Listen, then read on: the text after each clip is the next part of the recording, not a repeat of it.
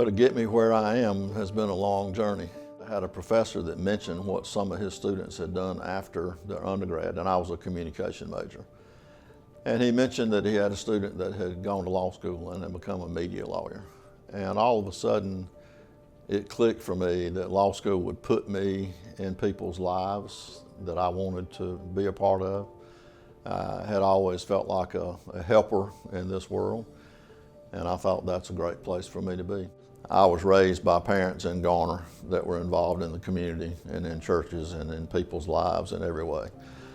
I also had a brother who was a special needs child, and he had such profound needs that he couldn't be cared for at home. So when he was about 1.5 years old, he had to go into an institution for children that had those needs.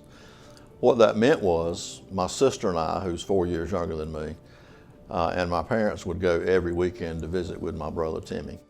And so that probably is what drove me to want to be involved in people's lives that had things that they were dealing with that they didn't necessarily have a great deal of control over. Well, the connection between criminal justice and the work that we do in the schools, if you work in criminal justice, it becomes kind of obvious that so many of the people that are in our criminal legal system were sent there from things they did in school.